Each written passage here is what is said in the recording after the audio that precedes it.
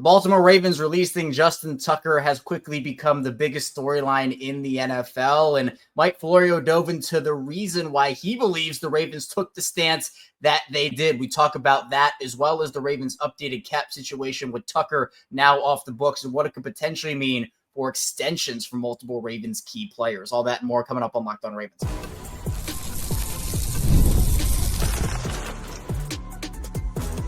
You are Locked On Ravens, your daily Baltimore Ravens podcast. Part of the Locked On Podcast Network, your team every day.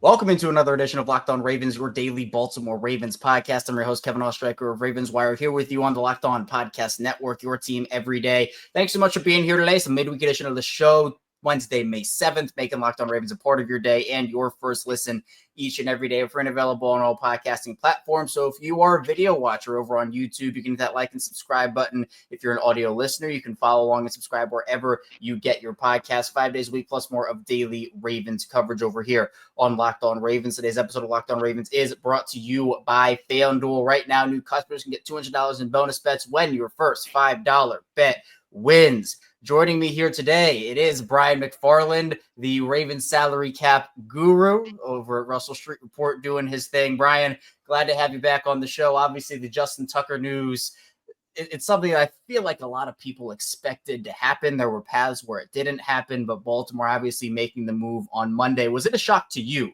that the Ravens decided to go in this direction and the timing that they decided to do it on? No, I mean, I think it was probably inevitable at this point, especially once they drafted Loop brought in the kicker. And, when you do that means that guy's got a good chance of making the team.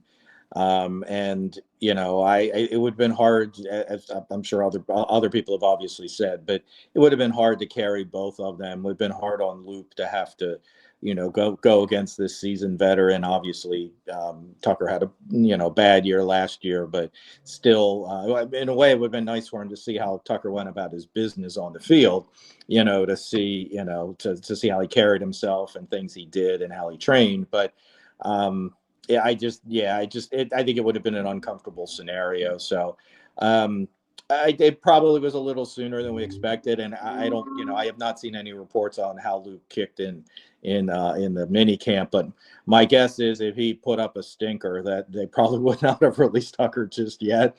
But my guess is he did enough to give them some confidence in that. Okay, now's the time to do this.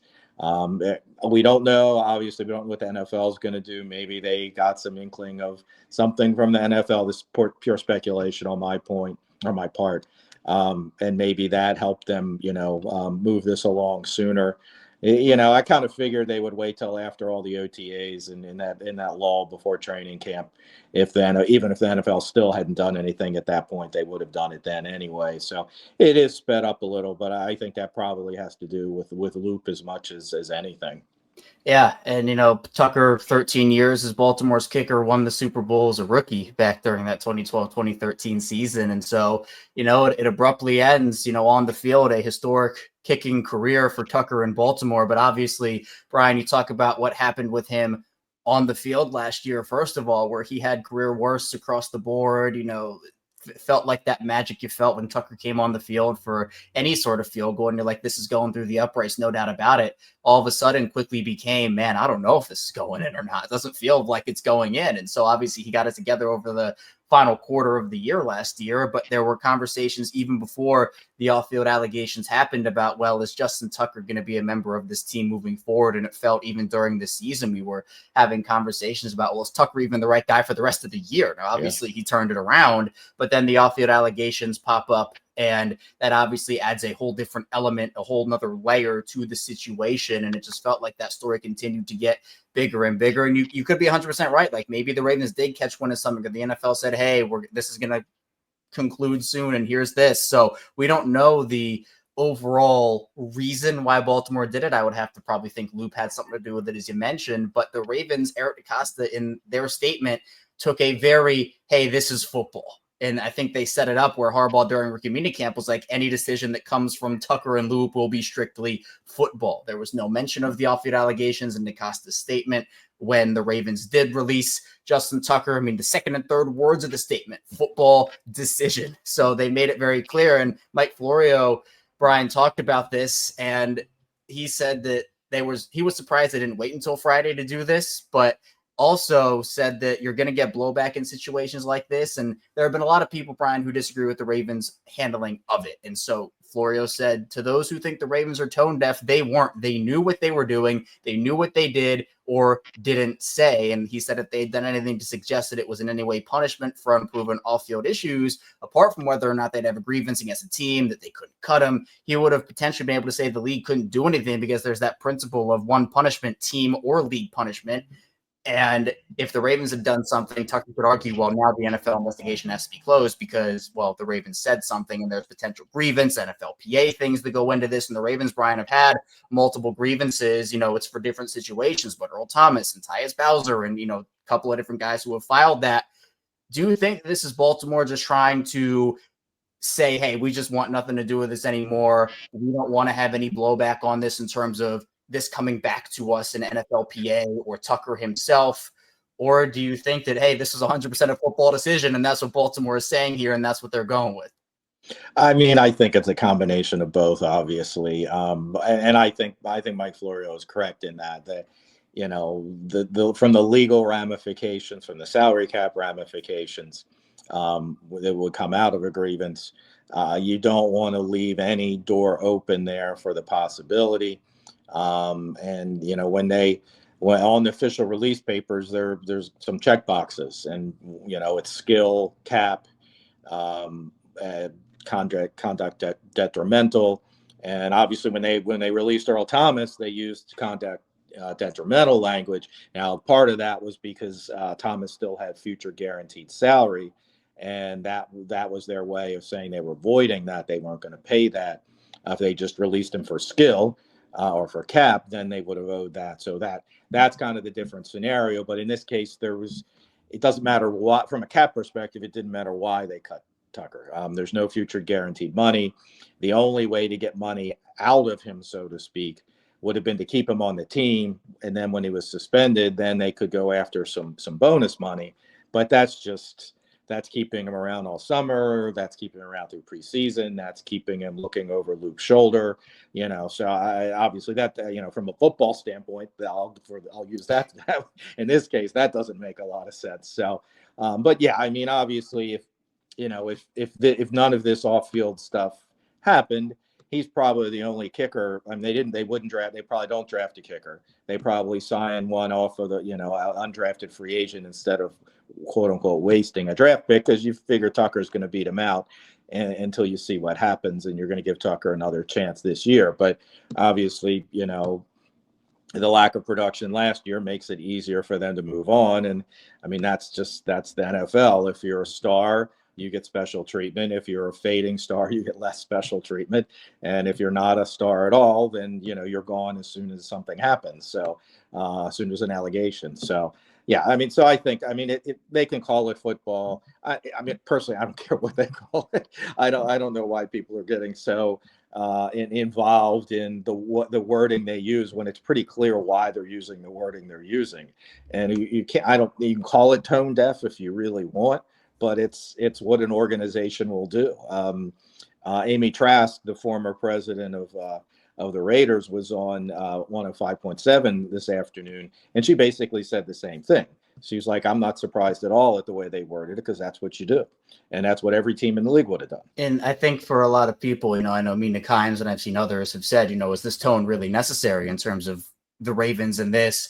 There are multiple arguments about why this was a football related decision. Like, you know, you can't sit there for Justin Tucker. It's not like he went perfect from the field last year and hit every 50-yard field goal. And, you know, it was, well, what are you talking about? Football decision. He wasn't all pro last year. I mean, no, he was very bad last year for 3/4 of the year. There are multiple arguments to say, yes, this was a football decision. But to say that it's only a football decision, and Mike Florio kind of said the same thing. He's like, at a certain point, it's like, come on, what are we doing here? Let's have some sense. There's a lot of that, like, yeah, okay.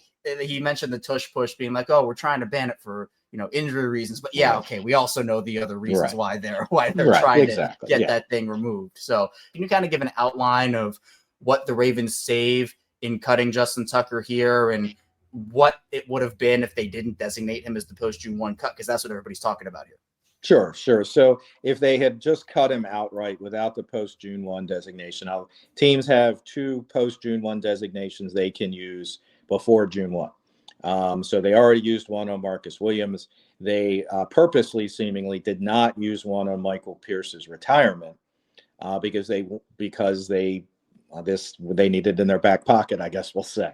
And if the NFL report came out and it was awful, they were going to have to move immediately. But obviously, that wasn't the timing in this case. But if that had happened, they wanted to be able to have this one and say we're cutting him now, but also get the cap ramifications they want.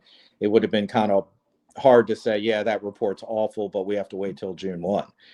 So this way they don't have to wait till June 1 to do it. The cap implications don't come till after June 1. But for the time being, he stays on their cap at the $7 million he presently counts. Had they cut him prior to the June 1 or without the June 1 designation, actually would have been a little over $7.5 million. So he would have actually cost in dead money about $450,000 more than he presently counts. So, they could have done that. They've got some avenues to create cap space, and obviously, they're not going to be going out and signing a big player at this point, big outside free agent, that is. So, so they could have done it that way, but they decided to use the post June 1, which means again he stays on the cap till June 1. He could sign with another team tomorrow. If I don't think anybody's going to sign him, but in theory he could. So as of June 2nd, post June 1, they will get $4.2 million in cap relief. So they'll get an additional $4.2 million in cap space. That is the advantage of the post June 1. The disadvantage is instead of taking that whole $7.5 million on this year's cap, that will push a little over $4.6 million onto the 2026 cap. So there'll be dead money this year, a little bit of dead money this year, about 2.9, and then the other 4.6 next year. So that's the drawback, but they're saving 4.2, so they can kind of work with some of that. You can carry extra cap space over, so this creates cap space. So that might create some extra at the end of the year that they carry over, which will, in theory, offset some of that 4.6 next year. Right, and I think your point of them, if they needed to move off of him immediately, having that post-June 1 designation makes sense. And I think, too, if it had come out and they didn't have the post-June 1 and it's only going to cost them that $400,000 or whatever number it was, they would have probably just eaten it and said, yeah, we have to do this now. That number is not like 4 million or 40 million. It's 400,000. They would have probably moved on, but still the fact that they were able to save the money and kind of maneuver it this way helps them out. And coming up, we're going to be talking about the Ravens' updated salary cap outlook, as obviously the Ravens, there are still some positions they could potentially add at, but Baltimore also has been looking for ways to clear cap space for a little while now. So stay tuned. A lot coming your way on Locked On Ravens. First, the show is brought to you by Skylight. Say goodbye to sticky notes, scribble plans on the fridge, and overlapping calendar invites. The Skylight Calendar is here to bring clarity to the chaos and help families stay organized without the stress. The sleek digital display syncs with your existing calendars, Google, Apple, Outlook, and more, making it simple to track appointments, practices, dinners, and reminders all in one easy-to-see place. There's a lot of I don't know in my life, especially when it comes to my schedule in terms of last-minute things I have to add on. But now everybody in my household can know what I'm doing, even if it is a last-minute ad, because Skylight eliminates that I don't know, and now everybody is in the know. And also, they have their own color coordination, so I know that I'm one color and everybody else is a different color. So when it comes to chores, other responsibilities, everybody knows what they have to do, and it's easy to see. So right now, Skylight's offering our listeners $30 off their 15-inch calendars by going to skylightcal.com/NFL. Go to skylightcal.com/NFL for $30 off your 15-inch calendar. That is skylightcal.com/NFL. Back on Locked On Ravens, Kevin Oestreicher and Brian McFarland still talking with you here about the Ravens. Obviously, Justin Tucker's release taking the Ravens world, NFL world, sports world by storm, largely expected by most people, but still 13 years in Baltimore for Justin Tucker comes to an end. Tyler Loop is going to be the future of this franchise at the kicker position, at least it feels like. And actually, before we get into the salary cap, Brian, I want to ask you about that, because the last time the Ravens had a rookie kicker, they won the Super Bowl. That was Justin Tucker. Loop is coming in with the weight of the world on his shoulders. He's coming in, big shoes to fill. This is a team that's not rebuilding. They're not like, oh, who are we? This is a team that's competing for a Super Bowl championship. And the thing about Tucker is, man, in those pressure moments and those pressure situations, didn't matter if there was 5:29 in the first quarter or 5 seconds left in the fourth quarter. He was going to go out there and nail that kick. It felt like more often than not, he won Baltimore a lot more games than he lost. Loop now has all that on his shoulders. Do you feel like it was the right decision for Baltimore to go to a rookie, or would you have rather seen them with a vet? You never know. If you think about, and obviously Tucker was an extraordinary rookie. I mean, that doesn't happen that often like that. But if you think about the last time they replaced a long-term kicker, it was when Matt Stover, when they moved on from Matt Stover, and the first kicker they brought in, I mean, I guess he was technically a rookie, but Steve Hauschka had been with some other teams, but he had never actually, I think he only kicked once or twice in a game or something like that. And he struggled, and he missed a big, almost an extra point, definitely missed a big field goal in Minnesota.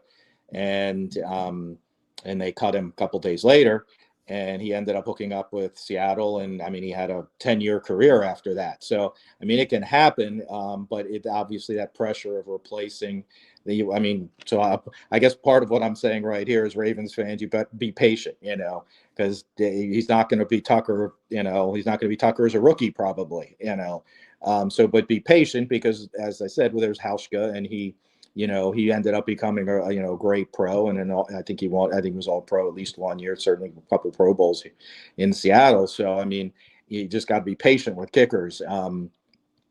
But so they moved on from Hauschka, and they ended up, I think there are a couple others that they went through and real briefly there at the end of that year, but then they brought in Cundiff, your veteran. So, I mean, either way, so that says both didn't work.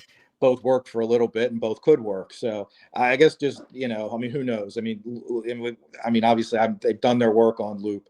They said he was the only guy they would have drafted. They feel comfortable with his makeup.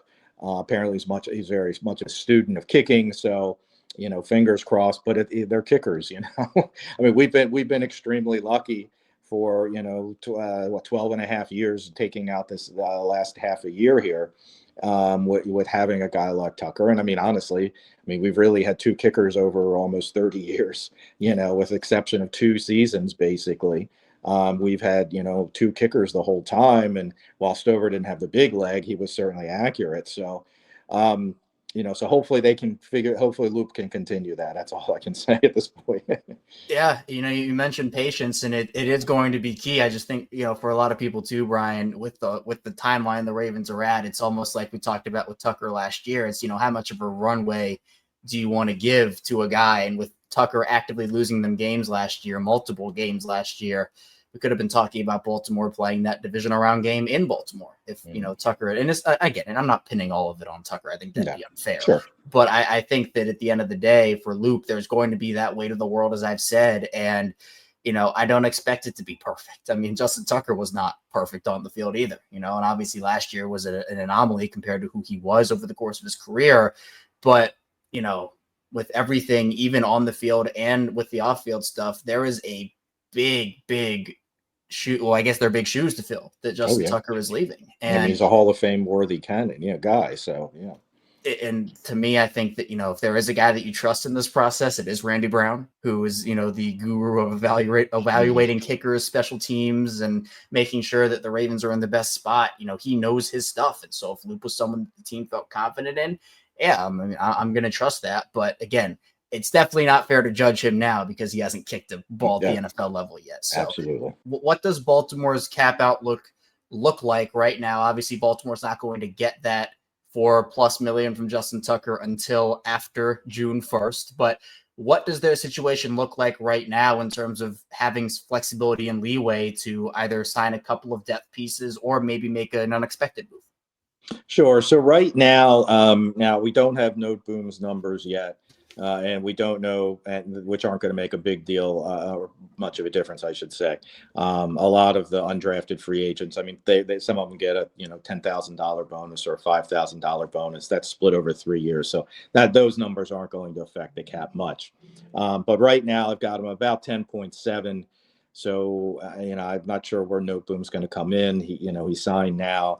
Does he get 3 million? I'm not sure he gets that much. Maybe some incentives in there, so that'll affect that. They obviously still have the 2 top draft picks to sign, and then from that point, then it's just waiting till June 1, and they've got plenty of cap space to do things now. And I mean, in their pocket they have about 4.6 mil between. I think that's right between. The June 1 transaction. So technically they get from the release of Williams, they get 2.1 million. Tucker is 4.2. And then when Pierce retires, that's about 1.225. So, but those numbers are offset because at this time of year, the rule of 51 applies, which is the top 51 cap numbers, which all 3 of those guys are part of now. When they come off, they'll be replaced by guys making a little under $1 million each. So it comes out to be about 4.7 that they will realize from those 3 transactions and once June 2nd hits. And I'm not assuming they do Pierce quickly. I mean, they may wait on that. It's not that the 1.225 isn't going to make that much of a difference. But so once that happens, adding all that in, they're I always look at this time of year of what I call their effective cap. And that is taking into account all of the rookie signing, the 2 draft picks to go, these maneuvers we just said. And then when September hits, all players, practice squad, guys on IR, they all count. So right now we're just talking about the top 51. So right now, using the numbers we have, and again, Note Boom is not part of this, they're about 100. They'd be about 100,000 over the cap. So they still don't have a lot of leeway with with where they are now. Now they have options. I think Matabike is an easy one that will be restructured at some point. That's a little over 5 million, and so that could bring a guy in. And you've got a couple other things. They could extensions. Lamar's an extension for Lamar, extension for Henry. Extension for Owe would create a lot of cap space in each case, or a decent amount, certainly with Henry, but in the other 2, even more. So they have options, and people are on the fence on Owe maybe, but an extension for Owe, but certainly getting Lamar done for a lot of reasons, and then Henry done extended to keep him here an extra year or 2. He's just this will be 25 as the last year of his deal, so adding 2 years on that deal would seemingly make sense. So that could create more cap space. And then, of course, you've got extensions for Linderbaum and Hamilton. Now, those will take up cap space because Hamilton's salary is just $3 million. So if you drop that down to the minimum, about $1 million, that is only $2 million over 5 years. That would be only a $10 million bonus. He's going to get a lot more than that, obviously. So they're going to need cap space there. And Linderbaum's numbers are a little less, so even more so. So they're going to need to create space, but at least they've gotten to the point now with all these transactions that they're almost above water for the future. And now they can look at once we do extensions or we do restructures, this is money. This is excess money we'll have to go out and do something. So they've got the flexibility to certainly do so. And I think the extension conversation is really fascinating. And so, Brian, I want to pick that up with you in the final part of the show, because there are a lot of questions about, is Lamar that first domino to fall, or could it be another domino that could be the first? So be sure to stay tuned. A lot coming up on Locked On Ravens.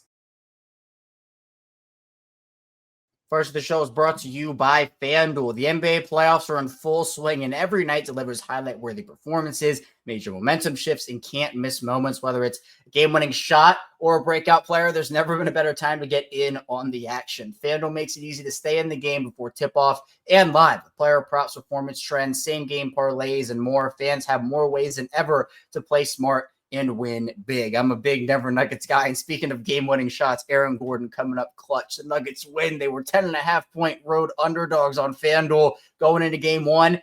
Game two, they're 11-point road underdogs over on FanDuel. So, hey, you're talking about who's heating up right now. Well, Nikola Jokic had an awesome game. I'm expecting a bounce back from Jamal Murray. Russell Westbrook was great. So I'm just going to build the same parlay I said last time. Nikola Jokic over, Jamal Murray over, Russell Westbrook over on FanDuel. Maybe you could win money doing that. Plus $200 in bonus bets makes it very exciting. So if you're new to FanDuel, it's the perfect time to sign up. Head to FanDuel.com and place your first $5 bet. If it wins, you get $200 in bonus bets. Make every moment more. FanDuel, official sports betting partner of the NBA.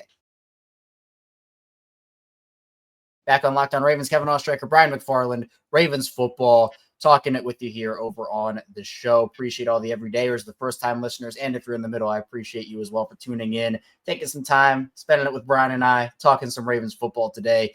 And Brian, the extension conversation that we talked about in the second part of the show, you kind of brought up some of the guys that could potentially be extended. And you and I have talked about this in the past. You know, the last time we were on, we talked about Lamar and Derrick Henry and all these guys. Now we know the decisions on the fifth-year options for Kyle Hamilton and Tyler Linderbaum. But do you think that Lamar is that first domino? Do you think that he's the one that they've been kind of figuring out, trying to work on, but nothing else can kind of happen until that happens? Or do you think that they could throw a Derrick Henry extension out first or an OA extension? What do you see this timeline of events possibly being? Yeah, I don't think there's a hierarchy of them other than for this year and future years, because Lamar's cap number goes up to $75 million next year, and you'd rather not be over the barrel with that, as a negotiating, from a negotiating standpoint. So, I mean, I think, from that standpoint, they would, that would be a priority, but as we saw the last time, these things don't happen overnight. So, but I think that it wouldn't be necessarily all in on that, and then we can't do anything else. I mean, Henry would create probably about $4 million in cap space. Owe could create about 10 or 8 million in cap space. Again, Matabike, you can restructure for 5 million. So all of those would be helpful. And that almost might be too much cap space in a way. So if you could get, extensions would be, if you don't have to redo Matabike at the 5 to create 5 million, if you can do Henry at 4, and if it's Lamar, ideally you'd rather not restructure Matabike. But you also want to have extra space. DeCosta said it many times that he wants to have cap space at the trade deadline to be able to go out and acquire a name that you can find a way to fit into your cap. So you want that flexibility. But extensions obviously would be. To me, Henry's the one. Henry's the one that, if anything should get done, that's the one that should get done, just because it makes too much sense for both sides. Now, I'm trying to remember when we last talked about this, if the Barkley deal had been done. That just totally shredded the market. Not that Barkley didn't deserve it 100%, but he was in the first year of a 4-year deal. You rarely does a team, or you just finished the first year. Rarely does a team just rip up a contract at that point and start over, which is basically what they did. And maybe you could say Barkley's the guy to do that for, but that really, I think, skewed the market. Now they're different. He's much younger. Henry's, has taken much more punishment over the years. So, they're different negotiating standpoint, but, I was thinking, Henry was going to come in and his present deal was only 8 million a year. So I was thinking 12 to 13.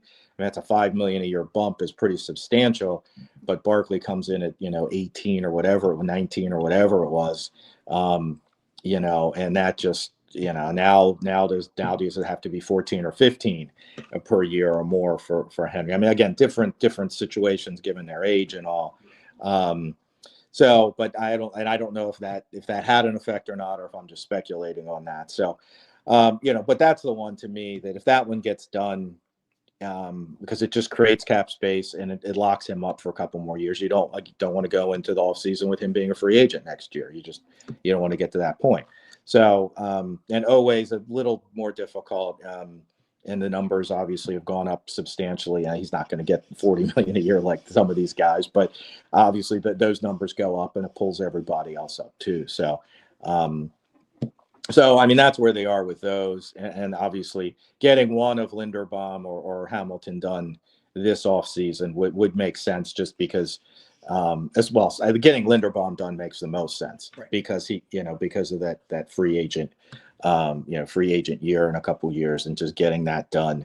Hamilton, because you have the 5th-year option, you've got an extra year. But Linderbaum, because I mean, if he goes into next year, I mean, I guess you could look at it either way. The franchise tag is going to be pretty much what the 5th-year option would be. So at least it's more flexible, because if he has a major injury or something like that, you're not on the hook for that, or you don't have to put you have to, but so if you have to use the tag, you have to use the tag, but you'd rather not use that tag that's so much more than what the highest paid center is making. So we last spoke in early March. I think the Barkley deal came out a week or 10 days after we last spoke. Okay. So, I think that is going to have a huge impact on what Henry signs, compared to if Henry had signed first, then that would have impacted Barkley. But it kind of goes the other way around, especially, I mean, we went through this with Lamar, and it feels like it's just the entire extension thing, where if a guy gets extended, highest paid at a certain position, Kirby Joseph gets that deal in Detroit, well, there's a new bar set. And, for Kyle Hamilton, he becomes, even if it's just by a little bit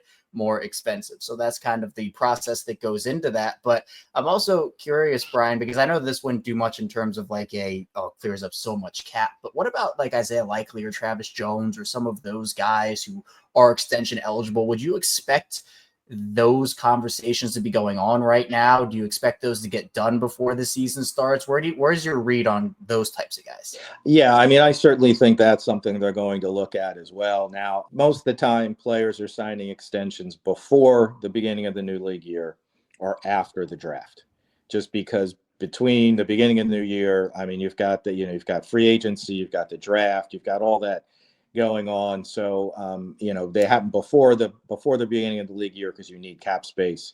And then afterward, it's just now, you get into May and June, that signing rookies is easy because it's all slotted. So, it's going to get done one way or another. There's not a lot of negotiation. And sometimes it's just the agent hasn't gotten around to it.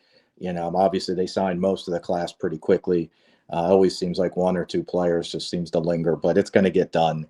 So that part is the time. Maybe after OTAs, you get into June, that especially that lull from the last OTA to training camp seems to be the time, because you kind of have, I mean, it can happen during training camp too, but you kind of like to have that buttoned up and not being the focus being solely on the field at that point. So I mean, at Joseph, a Likely, obviously, how they handle the tight ends is going to be interesting. So we'll see how that plays out. And honestly, I don't know how that's going to, I mean, I don't even have a guess on that. I think it's just as, I hate to use the word likely, but just as likely that Andrews gets an extension as Likely does. I just I don't know how that's going to play out. I mean, obviously Andrews playoff, I get it. And people are probably watching this screaming about the playoffs as soon as I said that, but but he's not old for a tight end, and he's was still, once they got through the auto accident thing, and he seemed to get healthy, he became a force again. His numbers were down overall, not the touchdowns, but his catches and yards were down. But once he got moving, I think if he did it on a per game basis at that point, then he probably wasn't, in his normal numbers. So, so that one I'm not sure. Travis Jones seems like an absolute one. They did Washington a few years ago, and that one kind of came out of the blue. So I certainly could see that happening as well. And those Likely in Washington, because they got their I always have trouble with PPE, proven performance escalator. So they're already, their base salaries are about 3.4. So that gives you a lot of leeway. So if they either of those guys were re-signed, it wouldn't, because they're not going to get a $20 million bonus like Kyle Hamilton's going to. So they could do those relatively flat. I mean, maybe a 500,000 more on their cap this year. So The extension for those guys they could even come in under, but that's not going to they're not going to need much cap space for anything like that. A lot of big decisions coming up for this Ravens team over the next couple of months and honestly couple of years as they look to keep as much of that talent as they can. It's going to be tough, but hopefully they can keep a lot of those guys. But Brian, I appreciate you for popping on with me today. Thank you so much. Tell people on the way out where they can find you and what you're working on. Sure. So on Twitter, on X at Raven Salary Cap. That's, anytime news breaks, I try to get figure out as much information as out there and put it together. And then articles on Russell Street Report. This will be kind of a downtime from here unless there's going to be a big signing extension, something like that. But that will slow down. That's kind of, I don't January, hopefully February next year through March and April. And then that's the high time. So hopefully it doesn't start till February this coming season. Absolutely. And Brian is the go-to when it comes to Ravens salary cap news. He knows his stuff, and he's always awesome when he pops on here. So, Brian, I appreciate you again for taking the time. And I appreciate everybody for listening today, watching today to Locked On Ravens. Be sure you hit the like and subscribe button in video form and follow along in audio form for 5 days a week plus more of daily Ravens coverage. Coming up tomorrow, we will have more daily Ravens coverage for you. So be sure to stay tuned, and I'll see you right back here tomorrow on Locked On Ravens.